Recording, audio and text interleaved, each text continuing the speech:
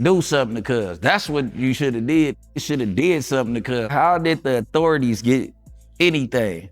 How did they even get his real name? How did they get his hood name or anything? You get what I'm saying? Them civilians that was sitting around, Eric ain't been in the hood for, the police wasn't just interviewing everybody about that shit. You niggas is dead ass wrong. Cause y'all motherfuckers was spooked and you told the police what happened. And I know for a fact that Black Sam didn't. They never seen the footage from the t-shirt shop. So that's why I salute my big bro like how I do, cause he was gonna handle his candle. But it's like, how you gonna handle your candle when everybody is rushing to the authorities about the shit? You know what I'm saying? And I ain't trying to put everybody out there, but it's just like, miss me with that morning shit. Like, and that's one of the reasons why me and Cowboy's relationship is what it is. Nipsey Hussle's baby mama went up against Black Sam in court. That part is true, but the story that actually played out over 6 years in probate court is nothing like what most people online think happened. There was no smoking gun, no scandal caught on tape, no curtain pulled back to expose some hidden scheme.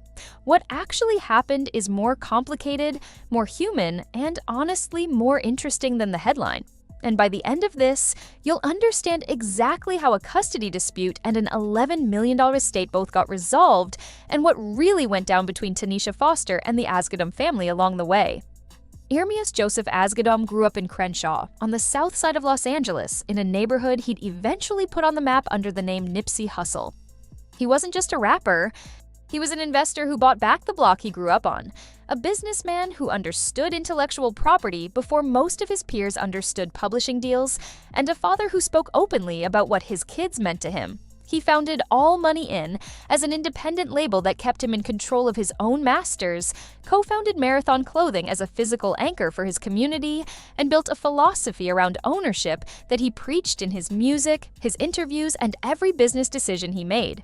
He had 2 children, his daughter Imani, born in 2008 with Tanisha Foster, and his son Cross, born in 2016 with actress Lauren London. On March 31, 2019, Nipsey was shot and killed outside his Marathon store. He was 33. Imani was 10. Cross was 2. His killer was later convicted of first-degree murder and sentenced to 60 years to life. But no verdict against the shooter could resolve the legal questions his death left behind. Namely, who would raise his daughter and who would manage everything he'd built. Within weeks, his family moved through the courts. His sister Samantha Smith, his brother Sam Asghedom, known as Black Sam, and his mother Angelique Smith filed for guardianship of Imani, arguing she needed continuity with the household she'd been living in since her father's death. The court agreed. By May 2019, Samantha had been granted legal guardianship, with Sam and Angelique named co-guardians. Tanisha Foster, the mother of Nipsey's first child, walked out of that hearing telling reporters she was furious. Whatever understanding she believed existed with Nipsey's family, none of it was legally enforceable. Only what was documented in court mattered, and the court had ruled Imani would stay with the Asghedoms.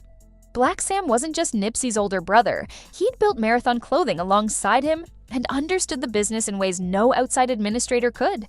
When Nipsey died, Sam became the estate's administrator through LA Probate Court, legally responsible for every major financial decision tied to Nipsey's legacy. The estate at the time was valued around $2 million. Sam worked to protect the trademarks, manage royalties, run Marathon's operations, and expand the brand without diluting it. He publicly committed to a simple rule. If Nipsey hadn't actually built towards something himself, the family wouldn't monetize it. That discipline paid off. By the time probate proceedings neared their conclusion years later, the estate had grown from roughly $2 million to approximately $11 million. But Tanisha Foster hadn't disappeared, and her relationship with the Asghedom family kept deteriorating. In 2022, she filed a formal petition to terminate the guardianship entirely. In her filings, she said she'd only agreed to the original arrangement because of her own financial situation at the time. She couldn't offer Imani the same stability the family could, and that she'd done so based on verbal promises that they'd keep her connected to her daughter and support her financially. She alleged those promises were never kept, that her visitation had been restricted, and she quoted her daughter directly in the filing, saying Imani routinely asked when the two of them would be able to live together. The family disputed her account, and most of the actual court documents were heavily redacted, leaving the public with a filtered version of the dispute that social media happily filled in with its own conclusions. What got lost in most of the online commentary was the legal nuance underneath all of it. Guardianships in California are revisable. A parent's financial instability at one point doesn't permanently define their fitness, but established, stable arrangements also carry real legal weight, and courts don't overturn them just because one party changes their mind. Both of those things were true here simultaneously, which is exactly why this dragged on as long as it did. In 2023, the court granted Tanisha expanded visitation. She could now pick Imani up from school twice a week for visits lasting over 2 hours, and all parties were ordered to avoid making negative comments about each other in front of the child. That order wasn't a final verdict, but it was a real shift toward restoring Tanisha's role. In February 2025, she moved more aggressively, filing an emergency motion to terminate the guardianship entirely and demanding Sam sit for a formal deposition. A trial date was set. Sam's legal team pushed back on the deposition request, and a judge sided with him, denying it. Then, instead of heading to trial, both sides stepped back. On March 5, 2025, a joint stipulation was filed in LA Superior Court. Tanisha Foster, Black Sam, Samantha, and Angelique had reached a settlement. The guardianship war that had run for nearly 6 years ended without a trial. Under the agreement, Tanisha and Sam were granted joint physical and legal custody. Imani, now 16, would spend 60% of her time with her mother and 40% with her uncle. Angelique and Samantha stepped down as co-guardians, leaving Sam as sole guardian on the family's side, now sharing custodial authority equally with Tanisha. Imani's schooling and activities would continue uninterrupted regardless of which home she was in, and Tanisha's parental rights were explicitly preserved in the agreement's language. There were no findings of wrongdoing on either side. Just two parties who'd fought long enough to recognize a negotiated resolution served Imani better than a courtroom trial. With the custody matter resolved, the final obstacle blocking probate distribution was cleared. By then, Sam had spent over 7 years managing an estate that had grown dramatically. Marathon's brand had expanded well beyond the original store. A Marathon burger concept had moved from idea to reality, and new music Nipsey had actually recorded himself was still being prepared for release, consistent with the standard Sam had held from day one.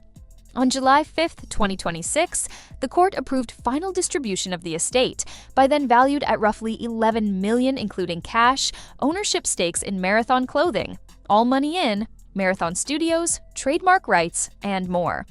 Imani and Cross each received an equal 50% split. One notable detail: roughly $113,000 was allocated from Cross's portion to reconcile estate funds that had been spent directly on Imani's health, education, and welfare during the probate years. A small but telling sign of how carefully the administration had been tracked and documented the entire time. Lauren London signed off on the funds distributed for her son.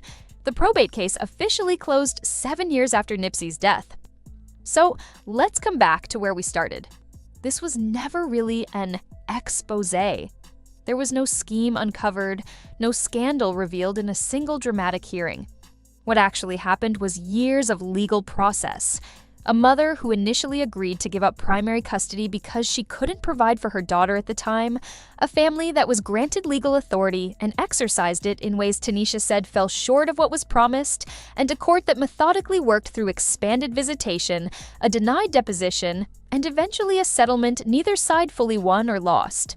Tanisha didn't catch Black Sam doing anything wrong. She challenged the arrangement, made her case, and after years of legal pressure, ended up with 60% custody, joint legal authority, and her parental rights written directly into a binding court agreement.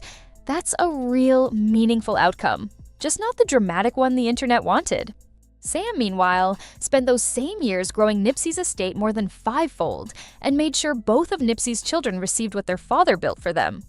He was present at Imani's high school graduation in May 2025, standing by her side as the crowd stood for her.